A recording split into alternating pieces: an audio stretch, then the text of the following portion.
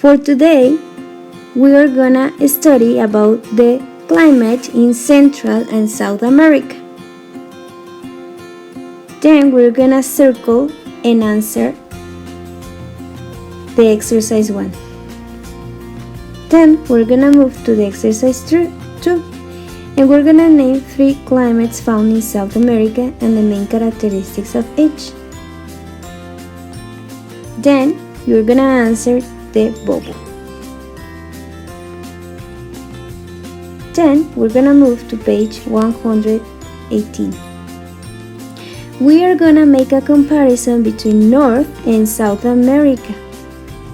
You are gonna describe the lakes, the rivers, and the weather in each region.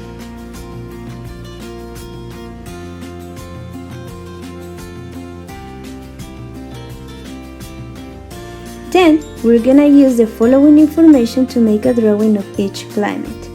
You have the tropical rainforest. The climate is hot and humid with rain through the year. Then, we have Pacific Desert region. The climate is driest desert in the world surrounded by mountains. And the last one is Pampas. The climate is warm, dry, and semi-arid with a steepy vegetation. We're gonna make a drawing for each of the climate.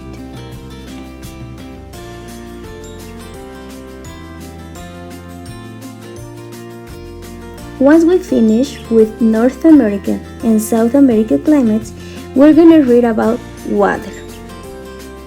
Do you know how much water does Earth have? Before we read the information, let's watch a video.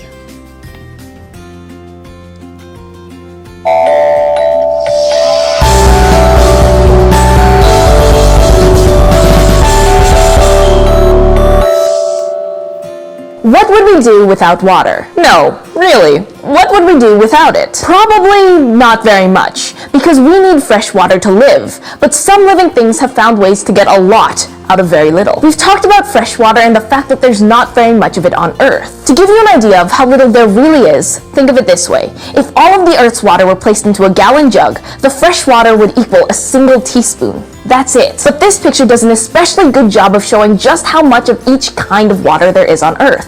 See the 3 blue dots? The biggest one represents all of the water on our planet, salt and fresh. So that includes all of the water in the oceans, glaciers, lakes, rivers, plus all of the groundwater and the water in the atmosphere, and even the water in you and me. The medium-sized dot next to it represents all of our planet's liquid fresh water, including the fresh water that's underground and locked in glaciers. And what about that teeny tiny dot? Yeah, that little guy. Well, that's all of the surface fresh water that humans, plants, and animals actually can get to. If you think that's a really small amount of fresh water for all the living things on our planet, well, you're right. It is. But plants and animals live and thrive all over the Earth in places with lots of fresh water and in places with very little fresh water. So, how do they survive? Let's take a look at 2 different kinds of environments, one with plenty of fresh water and one with very little, to see how living things make it work in both places. We'll start somewhere with a lot of fresh water. I can't think of a better example than Russia's Lake Baikal, the deepest lake in the world and holds about 1/5 of the world's fresh water. The nearly 2,000 plant and animal species that live in Lake Baikal have adapted to their super huge and wet, but very cold home. Baikal's most famous resident? That'd be the Nerpa. The Nerpa is one of the world's only species of freshwater seal. No one really knows how these guys ended up in a freshwater lake, but they've adapted pretty well to their landlocked habitat. Want an example? Check out their flippers. Their flippers are bigger and stronger than other seals' flippers. Why? Well, during the winter, almost the whole lake is covered with thick ice. Saltwater seals live under the ice in winter too, but it's usually easy for them to find places in the ocean where they can get to the surface to breathe. Lake Baikal, however, can completely freeze over in the winter, and the Nerpa, unfortunately, sometimes finds itself trapped under the ice. That's when they use those super strong flippers to make big breathing holes. They stay near their holes for long periods of time, constantly scratching at them to keep them from freezing over. Nerpas also have more blood, about 2 liters more than other seals, which lets them store oxygen for longer, and therefore stay underwater longer than some of their other seal buddies. Okay, so the Nerpa is awesome and a wonderful example of an animal that's adapted to the presence of lots of fresh water. Let's go someplace warmer to see what life can be like when there's not a lot of fresh water around. Welcome to the Sahara in Africa. Deserts have very little water, with sources of surface water that can change throughout the year depending on things like rainfall. The Sahara has some bodies of water that many plants and animals depend on for fresh water, but there's not very many of them.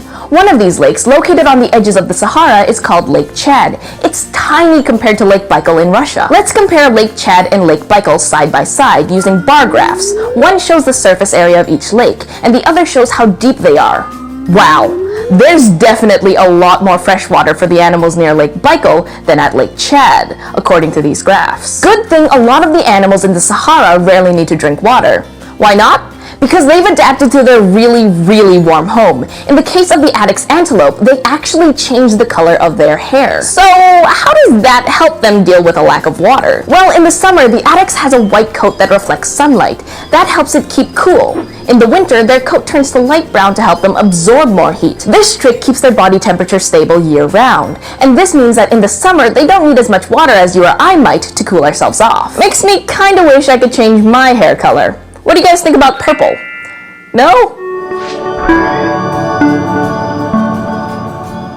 Okay, so what have we learned from our trips to Russia and Africa? Some animals live near lots of fresh water and some don't, and both kinds can thrive thanks to their adaptations to the places where they live.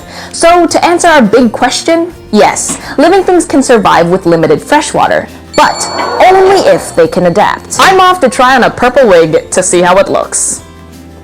Probably not gonna look that great. Okay, so let's continue with the explanation about water. We're gonna read information and then we're gonna complete information in the organizer. Planet Earth. Earth is also known as water covers of the Earth's surface. Air water can be found in a state such as icebergs or glaciers. Water can be found in a state such as the ocean and seas. And the last, water can be found in a state such as vapor in the air we breathe. Then we're gonna read about the fresh water and the salt water. And we're gonna write if each of the picture has fresh water or salty water. Then we're gonna move to the next page.